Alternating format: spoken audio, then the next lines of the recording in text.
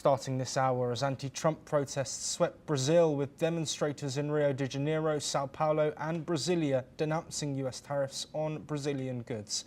Outside the US consulate in Rio, protesters burned an effigy of President Donald Trump and an American flag, while in Sao Paulo a poster depicting Trump as a devil was set ablaze. Brazil's government vowed to defend its economic sovereignty, with protest leader Bianca Borges calling the tariffs blackmail using trade instruments. Officials say the measures will be challenged through both legal and diplomatic channels. Let's now listen to what some of the protesters have had to say. Do Brasil. Nós entendemos que a imposição de tarifas sobre produtos brasileiros por Donald Trump não é mais do que uma tentativa de chantagem utilizando instrumentos comerciais. Mas a verdade A importância de fazer esse tipo de movimento, principalmente na frente do consulado norte-americano, é mostrar que o Brasil é soberano, o Brasil tem lei e o Brasil não vai se dobrar para fascista, seja dos Estados Unidos, seja de onde for. Nós aceitar. Reafirmamos a nossa soberania com várias medidas que nós consideramos fundamentais. E uma delas é romper com a dependência que o nosso país tem dos principais países do mundo, em especial aos Estados Unidos. Romper com... Meanwhile, in Washington, turmoil at the US Commerce Department's Export Bureau has left thousands of license applications in limbo, the worst backlog in over 30 years. Sources say staff departures, stalled rulemaking and poor communication have crippled the agency. The delays are affecting industries worldwide, including billions of dollars in NVIDIA AI chip orders to China, despite assurances from Commerce Secretary Howard Lutnick that sales of NVIDIA's H20 chips would be approved. No licenses have yet been issued, threatening trade flows and escalating tensions in global tech markets. Well, joining us to discuss the significance of both of these updates, Roger Liu, an assistant professor at the National Sun Yat-sen University, who's joining us live from Taipei. Roger, thank you so much for your time. Let's first briefly look at these protests in Brazil. Of course, tariffs of up to 50%. with some exemptions in place, but still a huge markup on what was potentially expected after that first Liberation Day. Do you think protests like these in Brazil are going to be potentially carried out elsewhere, given the impact on consumers that these tariffs may have? Well, yes, thank you for having me. What happens in Brazil actually can be spread to other countries as well, especially after Donald Trump has unveiled a series of tariff plans on different countries,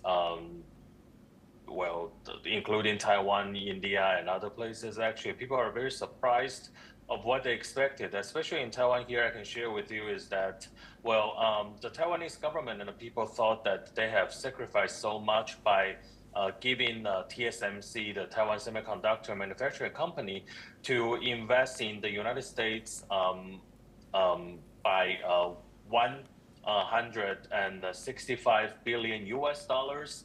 And the government of Taiwan also promised to invest $40 billion in purchasing the US LNG's liquid natural gas from Alaska. But after that, we still got 20% of the tariff rate. So I think this is to everybody's surprise by sacrificing too much to that. And I think, what happened to India actually has been felt in Taiwan as well, especially when India and Taiwan has been trying to increase their security collaboration along with the U.S. at the same time under the framework of Quad. But Donald Trump's tariff scheme actually ruined a lot of things like this, and it has a great security implications to allies about like that. And what happens in South Korea as well and in Japan as well actually has been a shockwave sent across different countries in the continent and the world. Absolutely. And Roger, just briefly before we move on to our next point, of course, talk about turmoil at the US Commerce Department's Export Bureau. This potentially impacting goods like AI chips, like NVIDIA's chips, which we did speak about. Do you expect this to be a problem that's resolved, or is this just a signal potentially that too much is happening too quickly and the infrastructure isn't ready for it? Well, I think that will be it makes much sense from the U.S. perspective that they are trying to reindustrialize themselves and to suppress China in the technological front.